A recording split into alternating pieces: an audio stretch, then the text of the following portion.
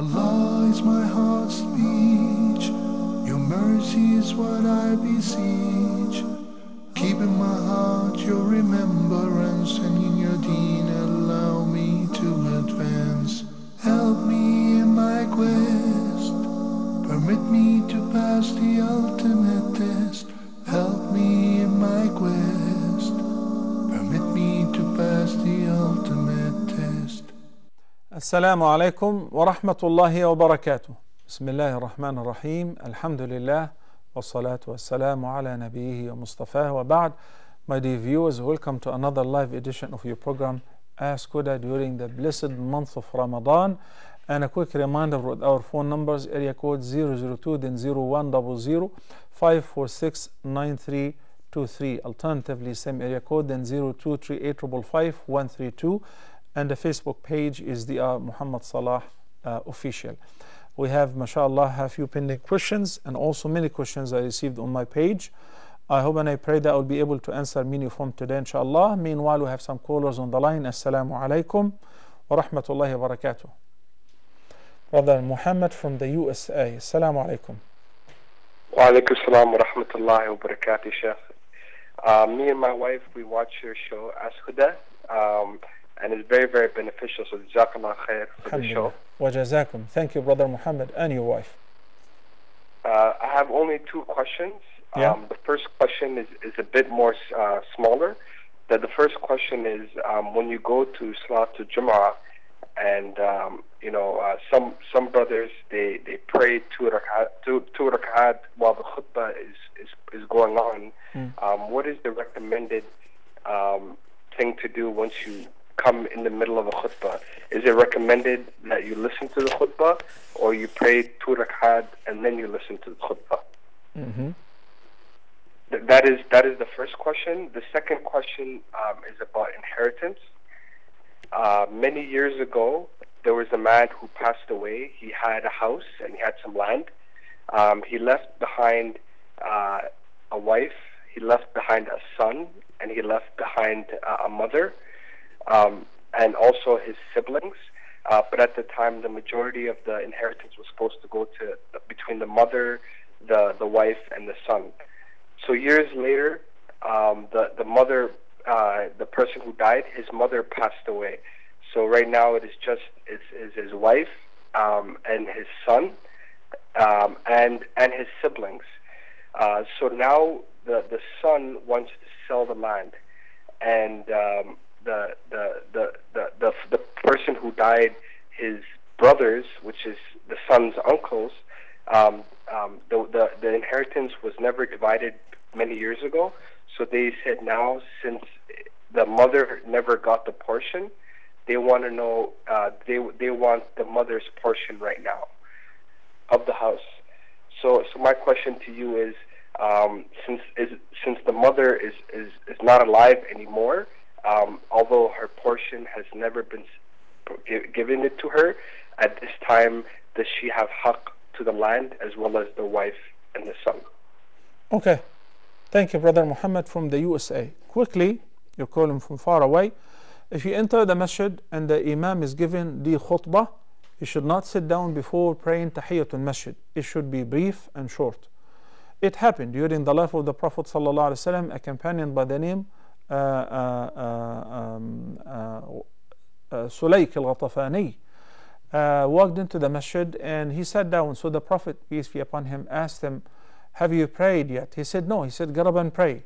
So he got up and he prayed. So the vast majority of the jurists are of the view that you should pray the greeting of the masjid before you sit down, and if you sat down, you should stand up to offer the greeting of the masjid 2 rak'ahs. Even if the imam is giving the khutbah, it should be brief though. It happened in 2 consecutive Jum'ahs to the same companion. With regards to the inheritance, a person died and he left behind a wife, a son, and a mother. So the wife will get 1/8 because he's got a son. Okay.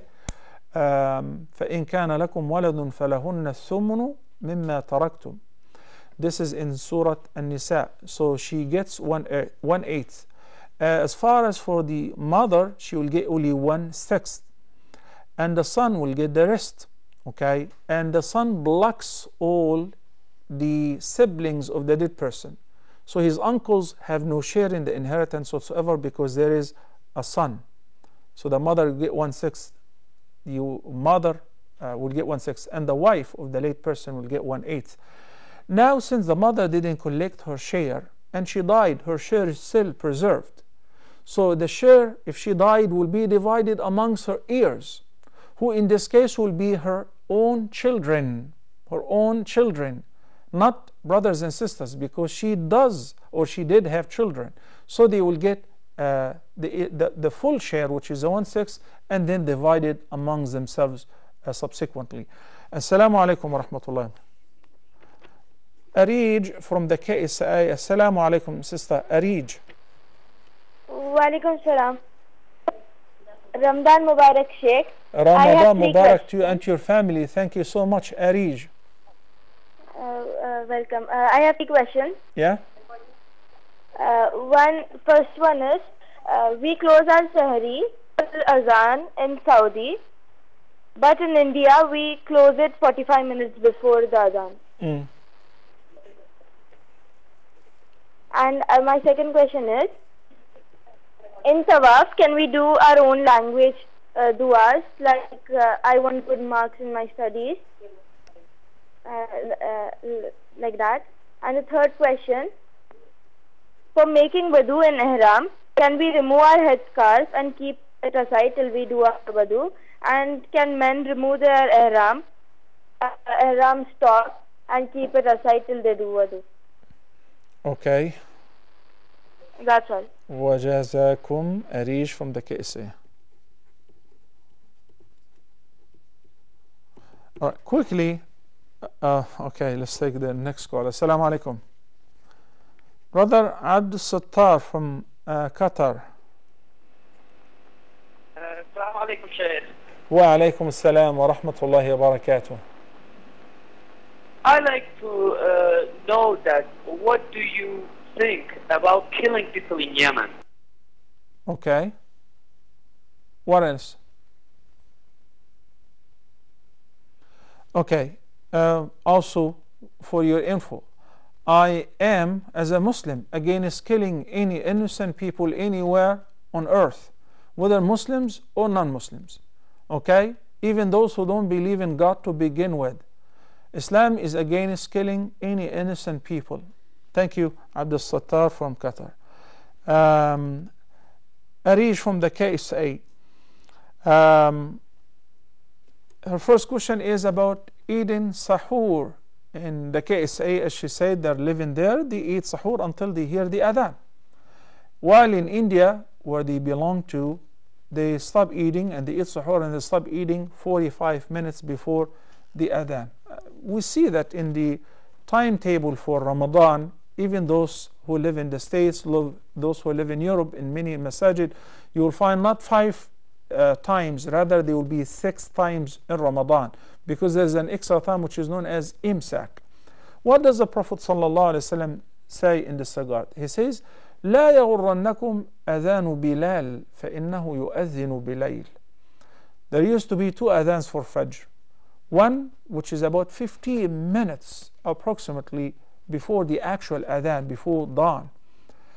Bilal ibn Rabah would call adhan, then he would descend, and Abdullah ibn Maktoum, and he was a blind companion, he would climb to call adhan when the companions would say, Adhan, Adhan, it's time already. So the first adhan was to alert the Muslims that there is a few minutes left for dawn, which is the actual imsak. The ayah says, ayah number 187 of Surah Al-Baqarah, chapter number 2, وَكُلُوا وَاشْرَبُوا, eat and drink and also enjoy sexual relations, by analogy. Hatta, the word hatta in the Arabic grammar, غائية, means until. You're allowed to enjoy eating and drinking until يتبين لكم الخيط الأبيض من الخيط الأسود من الفجر. We'll comment on that after this call, inshallah. Assalamu alaikum. Rashima from the KSA. Wa alaikum salam wa rahmatullahi wa barakatuh. Sister Rashima, welcome to Ask Huda. Go ahead. My question is that, hello? Yeah, I hear you. Go ahead. My mother She got me from haram, not halal in halal over here. Hello? Rashima, go ahead and present all your question all at once. Yeah, but they told me that when I want to get married, those my relatives from my mom, they are the ones who are responsible for me. Is it like that or not? Then the second question, the difference between Zakat al-Mal and Zakat al-Fitr, and which one is obligatory? Yep, Rashima. Thank you. Thank you, Rashima from the KSA. So the ayah says, eat and drink until it is clear to you that it is dawn. The darkness of the night has become distinct from the light of the day, okay, or the whiteness of the day in the horizon.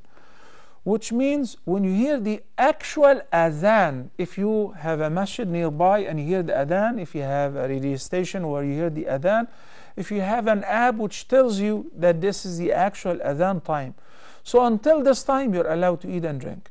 What about the imsak time and 15 minutes before or 45 minutes as you said? All of that should be like an alarm to alert you that we are approaching Fajr.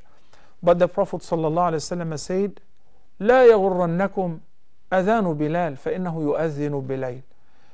So Bilal used to call the first adhan. He said, it's okay, you can still eat and drink and obviously enjoy the rest of the mubahat while not fasting. So the second question is making dua in her mother tongue in the prayer. Yes, it is permissible in other than the prescribed adhkar.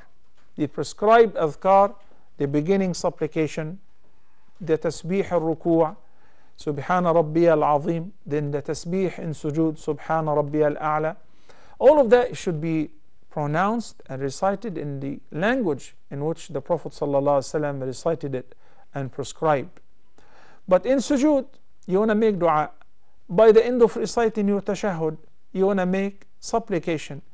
You don't know Arabic, you want to recite it in any language. That is permissible, provided you don't know Arabic, and you can make it in your mother tongue. And also it is not one of the prescribed mandatory supplications in the prayer. Thirdly, while wearing the ihram clothes, while in a state of ihram, can women remove their hijab in order to perform wudu? Of course. Not only in order to perform wudu, once you walk into your hotel room, because if you're performing Umrah or Hajj, you check in a hotel room, you don't have to keep the hijab on. You can remove it. Does it mean that I can change my outfit? Can I take a shower? Can I put on a new set, whether ihram, izar and rida for men or another aba'a for women? Can I change my clothes? All of that is permissible. All of that is permissible while in a state of ihram. Similarly, men, if they want to take a shower, they remove their ihram, they wash it off, or they put on a new set, all of that is permissible. Thank you, Arish, from the KSA. We did answer Abdul Sattar's question. We do not perceive any question as silly or insignificant or it makes no sense, because it may be so to me or to many of the viewers who have been following us for the past 13 years. But maybe the viewer who asked this question is asking it for the first time. He may be sincere. He may be in need to know the answer to this question. So, you know, if we ever receive a question which you think that's a simple question, or that question is very silly or doesn't make any sense, please allow people to ask what is in their mind, to speak up their mind. I remember once one sister called after one program. She called from Russia, and she said, I heard you saying that a Muslim woman is only allowed to marry a Muslim man, and I didn't know that. So there are a lot of Muslims who do not know a lot of things about their deen, even though they are basics. She said, I'm already married to a Christian man and I didn't know that it is not permissible. Rashima from the KSA, she asked a question about marriage, and from her mother's side, in Islam, no one have the right to force neither the boy nor the girl to marry a particular person. It is rather their choice. I can only recommend to my children, to my son or my daughter, this guy is a nice guy, this girl belongs to a good family, she is religious, she is beautiful. I may see the girl whom I want my son to marry like a beauty queen. My son does not perceive her this way. Or maybe he has somebody else in mind. So marriage is based on ijab and qabul, proposal and agreement, proposal and an acceptance. So if you are not interested, simply tell them, I'm not interested. It doesn't have to be, also the cultural traditions of you have to marry from the family, you have to marry from your mother's side, from your father's side, or all of that is not something that Islam either recommend or imposes. No. The Prophet ﷺ gave his own cousin Zainab bint Jahsh to one who used to be a slave, a black slave, to Zayd ibn Haritha. No problem whatsoever. No problem whatsoever. And Bilal marries excuse me, a sister of one of the great companions, who was one of the 10 heaven-bound companions. No problem whatsoever. Okay? So if there is chemistry, and if you think that this person is a man of the deen, religiously committed, and he can support a family, you like him, fine. And the parents should not put obstacles and should not make hindrances on the way of their children's future. Many parents are very stubborn. If you're not marrying my nephew, if you're not marrying my niece, then you will never get married. Or I'll be upset with you forever. My heart will never be happy with you. I ask Allah to... All of that is not permissible. They can eat a meal to please you. They can wear something to make you happy even though they don't want it. But to marry somebody, to live with somebody, to live with somebody in bed, and to have children and to live together, it must be my choice, based on istikhara and obviously istishara. What is the difference between Zakatul Mal and Zakatul Fitr? Rishma is asking as well. Both of them, number one, and she says which one of them is mandatory. Both of them are obligatory. There is zakah, which is alms, the right of the poor in your wealth on annual basis. And there is zakah every Ramadan by the end, upon breaking your fast and before praying the Eid prayer. I will explain the difference of both, inshallah, as soon after we take a few questions. Assalamu alaikum. Irfana from India. Assalamu alaikum, Dr. Salah. Wa alaikum assalam, Sister Irfana. Ramadan Mubarak. Same to you. Barakallahu feekum. May Allah bless you and your family. Thank you so much, and I'm so happy to speak with you. I can't express my words. Thank you, Sister Irfana. We're very pleased and happy to have you on air with us on Ask Huda and to collect your call. Thank you. Thank you so much, Dr. Salah, and I wish to thank all people who work for Huda TV, because I have gained so much knowledge through you, and I love this channel so much, and I pray to Allah to bless you all and to keep continuing your work, and I wish I too get a chance to work with you to spread this knowledge, to do some good deed. Thank you so much. Thank you. Jazakillah khairan. May Allah bless you. Go ahead, Sister Irfana, please, if you have any questions. Okay, Dr. Salah, my question is, like in India, we pray at home. We don't go for masjid, even for Tarawih. We don't have that facility. So how do we do Itikaf during Ramadan? Can we stay at home and do Itikaf? Is it permissible? Or what is the ruling regarding this? Okay. Thank you, Sister Irfan. And my second question is, when we pray Salah at home, is it better to pray alone, or is it better to pray with 2 or 3 females together, so that we may get the reward of praying in congregation, which is more beneficial? All right. Thank you, And sister. my third question is, my mother passed away 8 years ago. Inna lillahi wa inna ilayhi raji'un. Please pray for her. And I don't know if she had any fasting which she missed. So what I usually do is I give fidya for in case if she has any missing fast. I used to give fidya all these years, but I want to know what is the correct procedure, because I don't know whether she missed her fast or not. If so, I want to compensate. If can I compensate? Can I give fidya for her? That is my third question. Okay, you done? Yes, sir. Thank you, That's all for Sister now. And I have one Irfana. question. Can I ask? Yes, please go ahead. No problem. Okay. Actually, way back in 2015, I performed Hajj, and even you were there, but unfortunately, I couldn't contact you. In Mina and Arafah, our Imam told us to pray regular prayers, 4 rakats for Zuhr and Asr. I want to know what is the ruling regarding that, whether we should pray Khasr during those days or whether we should pray regular. We just followed our Imam because we were in confusion. So can you please clarify that also to me? Okay. Thank you, Sister Irfana from India. Barakallahu fiki. Very rich questions, and I appreciate your nice prayers and compliment. May Allah bless you and your family, and may Allah have mercy on your late mother. Ameen.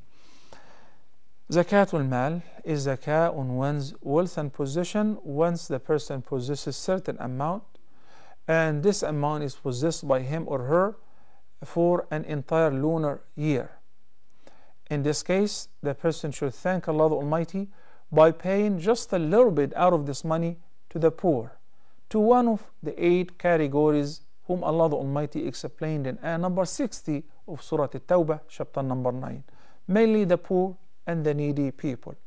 How much zakah rate? It is 2.5%, which is 1/4 of 1/10 of the entire possession.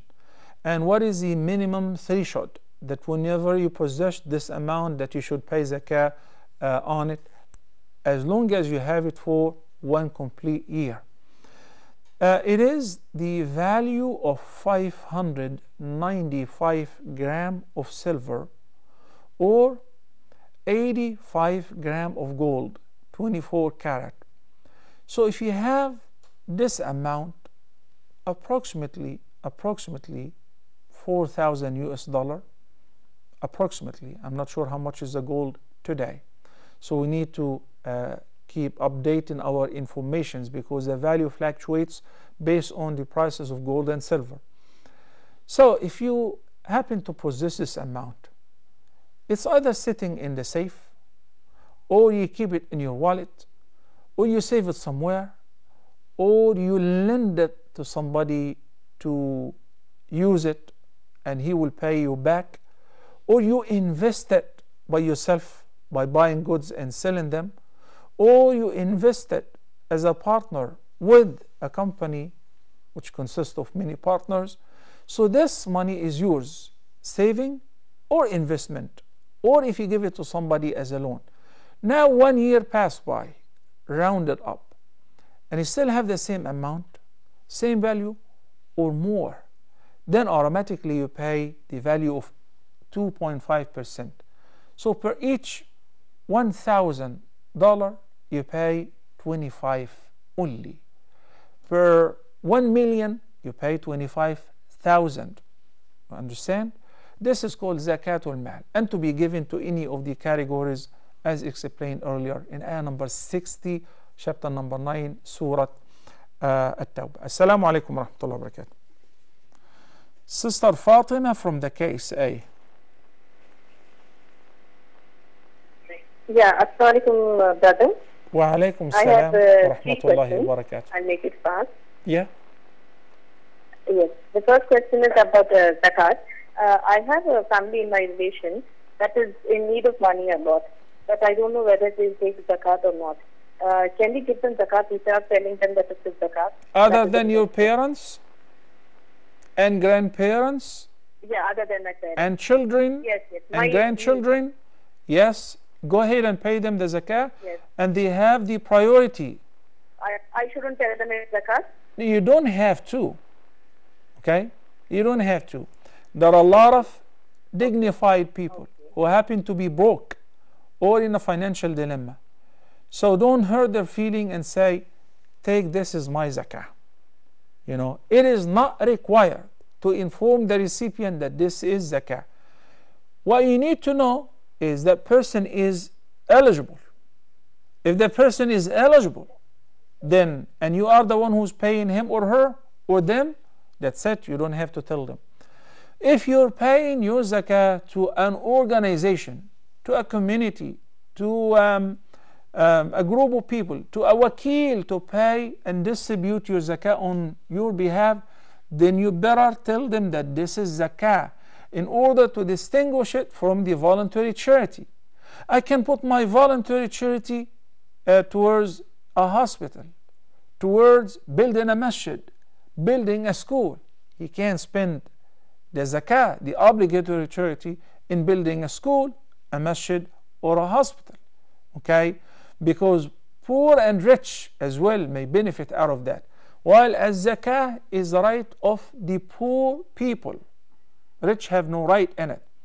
So when you give the zakah to an organization, you gotta specify so that they will sort it out. This is for the zakah recipients. But if you're the one who's paying, you know that your brother lost his job, his wife is pregnant, and he's in debt, he cannot pay the rent. Pay him the zakah, even if you pay all your zakah to him without telling him that this is zakah. Thank you, Sister Fatima from the KSA. Let me finish this before we take a short break so that people would know that we're talking about Zakatul Mal and Zakatul Fitr for Sister Rishma from the KSA. Zakatul Fitr. In the Quran, Allah Almighty says, وَأَقِيمُوا الصَّلَاةَ وَآتُوا الزَّكَاةَ. And there are many ayat basically commanding the believers to pay off their zakat dues. But there is no ayah that talks about Zakatul Fitr. And what is Zakatul Fitr? The hadith says, فَرَضَ رسول الله صلى الله عليه وسلم زكاة الفطر صاع من تمر أو صاع من شعير أو صاع من زبيب. Wait a minute, you said the messenger of Allah farada. I thought the word farada, made obligatory, okay, is only from Allah and also from his messenger sallallahu alaihi wasallam, because he is the one who is communicating Allah's message unto us. So even though it's not mentioned in the Quran, but it is not as mandatory as paying zakah on your wealth and possessions. The due zakah of Zakatul Fitr is due on every Muslim, male or female, young or old. There's no specific age. Okay? As long as he is still alive and as long as they possess food which is enough for a whole day and night, anything extra, then they gotta pay zakah. I don't have to pay zakah on myself because I'm a child. Your father will pay zakatul fitri on your behalf, on behalf of his children, his grandchildren, if he informs them or if they ask him and if they live under his roof, his wife, his maid, his driver, and all of that. It is only a sa', which is like 2.5, 2.6, or let's consider 3 kilograms of food, dates, raisin, rice, barley, and all of that. It must be paid before Salatul Eid. If the person delayed it until they offer the Eid prayer, they've committed a major sin. And they still have to pay it, and it will be perceived as a voluntary charity. May Allah guide us what is best. And now we're going to take a short break. I will be back inshallah in a few minutes for some more. Please stay tuned.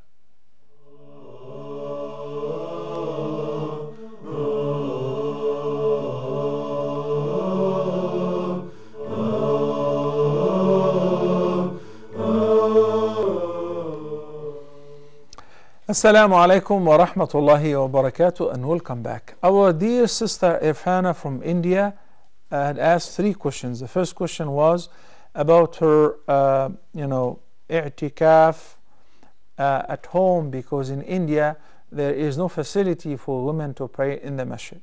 And before I answer your question, I would like to remind our dear brothers and sisters that there should be places and facilities in all masajid for women to attend the prayers and to attend the ta'aleem. The Messenger of Allah, peace be upon him, said, لا تمنعوا إماء الله المساجد.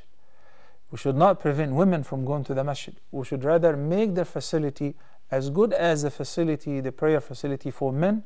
They have a private wudu area, they have a private entrance, nice carpet, nice air condition, and nice fresheners, all of that, like the prayer hall for men exactly. And for women to perform i'tikaf in the masjid also should accommodate them, because the wives of the Prophet ﷺ did perform i'tikaf during his life in the masjid and after his death ﷺ.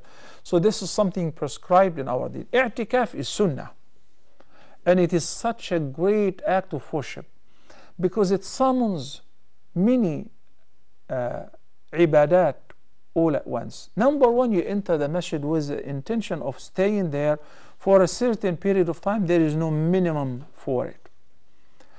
The Prophet ﷺ used to observe i'tikaf particularly in the last 10 days and nights of Ramadan in order to seek Laylat al-Qadr. And i'tikaf is to be observed only in the masjid. There is no i'tikaf at home. Allah the Almighty says, number 187, chapter number 2, وَلَا تُبَاشِرُوهُنَّ وَأَنْتُمْ عَاكِفُونَ فِي الْمَسَاجِدِ. When they prevented women from going to the masjid, and now they want to let women observe i'tikaf, they said you can perform i'tikaf at home. There is no such thing. Al-i'tikaf for men must be in a masjid where you can pray Jumu'ah. So you don't leave the masjid in order to pray the Jumu'ah in another masjid. Same for women. It must be observed in masjid, which is known as Masjidun Jami', where you can attend the prayer, the 5 daily prayers in congregation, and the Jumu'ah as well. Sisters, Sister Irfana is speaking on your behalf in this part of the world. If you cannot perform i'tikaf in the masjid because there is no facility for women, and you intended to perform i'tikaf, definitely Allah will grant you the same reward, and may Allah make it easy for all Muslims to understand their deen. Assalamu alaikum wa rahmatullahi wa barakatuh. Sister Tawbah from KSA. Assalamu alaikum, Sheikh. Wa alaikum salam wa rahmatullah. I have 2 questions. Please. Tawbah, mute your TV please, quickly.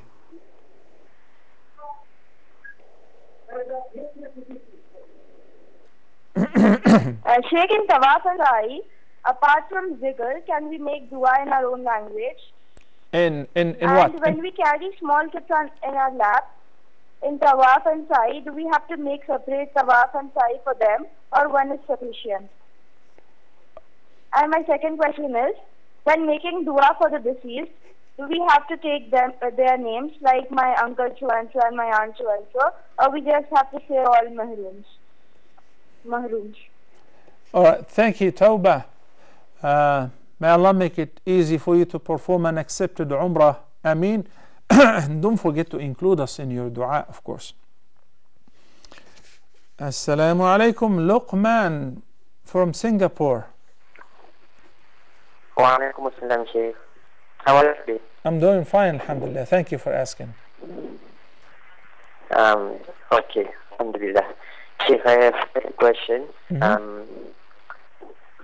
I don't know if you remember, but I told you that I have urine incontinence and I keep passing wind.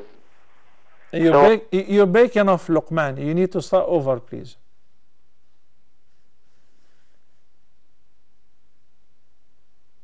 Luqman? Okay, the brothers, try to collect his question or ask him to try again, please. Thank you. All right, Irfana's second question about praying at home. Is it better to pray by myself or in congregation? Praying in congregation always is better. Why? Because the Prophet ﷺ said, it gives your reward 27 times greater than if you pray by yourself. So if you fail to pray in the masjid and you are like even 2 people at home, then don't miss this opportunity. Pray in congregation. My mother, may Allah bless her, may Allah give her shifa, when I go to pray in the masjid, she waits for me to come back so that I would lead her in the prayer. And she would ask me, even if it is a sunnah, I'm praying, because if I prayed my fard, that's it. So if I pray the same prayer again, it becomes a sunnah. Or if you pray a sunnah after the fard, and she will continue. Why? In order to obtain the reward of the congregation. صلاة المرء في جماعة تفضل صلاة الفذ ب27 درجة. Praying in congregation is superior to praying by yourself 27 times and more. تفضل. Okay? Barakallahu fiki. With regards to her mother who passed away and she doesn't know whether she owed any days of fasting or not, and she want to know whether she can give a fidya for the days that she missed. We give the fidya for a specific reason. So if you don't know, then we don't know. And in this case, what you can do is to give voluntary charity, because giving in a charity, making dua, performing hajj or umrah on behalf of a dead person, all of that inshallah will benefit him. Okay? So feeding 30 people, 60 people, or more or less, and your intention is to grant this thawab, this reward and ajr to your late mother, that would reach her inshallah. Sister Amira from Sudan. Assalamu alaikum, sir. Wa alaikum assalam wa rahmatullahi wa barakatuh. Please, I have a question. Yeah? I want to know the proper way of women praying in Jama'ah. Jam'iyah. What is like it? Some people said you have to connect your shoulders, and some people said shoulders and legs. Feet, sorry. You so know, I want to know the proper way of... Amira, do me a favor. Mute your TV so you can talk to me from the handset and hear me from your phone as well. Not from the TV, okay? No? Mute your TV set. Okay. Did you mute it? Okay. Now. Okay. Now. My question is, how should a women pray in Jam'i? You didn't mute your TV, did you? You just moved to the hole, and now I can hear myself and yourself so many times. Okay, I got your question, Sister Amira. If you're praying in congregation, the lining of a woman is the same like men, but it will be behind men. Okay? If a woman is leading the prayer, she would stand in the middle of the row, she would not stand ahead of them. And same thing, shoulder to shoulder, foot next to foot, and all of that. Thank you, Sister Amira from Sudan. Sister Safiya from the United Kingdom. Assalamu alaikum, Sister Safiya. Wa alaikum assalam wa rahmatullahi wa barakatuh. Sheikh, I would like to know, because, when I pay my zakat to Islamic relief, I don't say that is zakat. I just say, it's just Gaza or Syria. Is that okay? Because you mentioned about... No, it is not okay. No, it is not okay. You need to specify. You know why? Yes. Because our brothers in these organizations will take your fund and they may spend it on projects which poor and rich may benefit out of it, or pay their employees, for instance. So for the voluntary charity, I don't have a problem. I don't have to specify. But please, when you pay your zakah to any organization, specify and say this is zakah. So they know that it must be spent on the poor people and only for the projects which will benefit only and exclusively the poor people. Okay? Thank you, Sister Safiya from the UK. Sister Irfana from India, her third question is, she said in 2015 she performed Hajj, but their Imam said you should not shorten the prayer in Mina and in Arafah. Obviously, that is against the Sunnah. There is a general consensus that the Prophet ﷺ did pray Dhuhr and Asr together, combined 2 rak'ahs each at the time of Dhuhr in Arafat. Then he postponed the Maghrib until he prayed it along with the Isha, combined at the time of Isha prayer, the later one, and Isha was shortened to 2 rak'ahs in Muzdalifah. There is a general consensus. If any person would do Opposite to that, like pray Dhuhr on its time, Asr on its time, or if it is Jumu'ah, then he prays Jumu'ah in Arafah. Now he is innovating and doing something different than what the Messenger of Allah, peace be upon him, did. And I don't see a reason why would a person do that, unless if the person did not know. Anyway, you're not blameworthy. Your Hajj is fine, alhamdulillah, shukrullah. And if you follow the Imam unknowingly, there is no blame upon you. But there are certain things which I have to step in and I have to tell the Imam, especially some Imams who come from certain parts of the world. Maybe he's a Hafiz, so he's memorized the Quran, but he doesn't have the knowledge of the fiqh. It's okay, it's normal. I mean, it's not something that, he's to be blamed for, but he's to be blamed if he doesn't know and he issues a verdict or a fatwa. We gotta be very careful. As far as for shortening the prayer in Mina and praying on time each prayer, it is also the sunnah, because the Prophet ﷺ did so. Only for Uthman ibn Affan he prayed full. He said because he used to have a family there, so he considered himself a resident. But you, me, and every Muslim should pay attention to the following statement of the Prophet ﷺ in his farewell speech. He said, فَلْتَأْخُذُوا عَنِّي مَنَاسِكَكُمْ فإني لا أدري لعلي لا ألقاكم بعد عامكم هذا. He said, I'm not sure whether I will have a chance to meet you after this year or not, so pay close attention and take your manasik, your Hajj rites, your rituals, every footstep from me, from how I perform Hajj. Copy me, imitate me.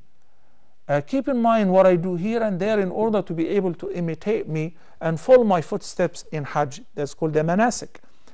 Alhamdulillah, the companions have narrated to us everything from the Prophet ﷺ. With Hajj, we know how he performed Hajj from beginning to end. So follow and do not innovate. People go for Hajj, vast majority of people go for Hajj only once in their lifetime. So study, learn before going. Some travel agents, they do not accompany an imam or a person who is not qualified and they call him an imam, and he may literally mislead people. I'm not saying this is the case in your imam, God forbid, but I'm saying it happens. So we started, alhamdulillah, more than 10 years ago in North America, in the USA, and in Canada, and now it is growing in many parts of the world. Beginning from now, from Ramadan, we give conference calls, webinars, live sessions on how to perform Hajj, even with your travel itinerary, so that you learn how to perform ihram, where from, where to put the ihram on, everything, so that people, when they go for Hajj, when they go for Umrah, they're very clear. Everything is crystal clear. They would not need to ask anybody else any question. Al-ilmu nur. Knowledge is light. It is indeed light. It makes all the difference in the world. When you do anything, especially the ibadah or the act of worship, knowingly, when you know how to do it. Sister Toba from the KSA, she asked about making dua in tawaf and sa'i in my mother tongue, that is permissible. Performing tawaf or sa'i on behalf of a dead person, no. You can only do a whole umrah, a full umrah, which if you're doing tawaf and sa'i, you just need to make ihram from the miqat. So performing umrah on behalf of a dead person, as long as you did your umrah, that is permissible.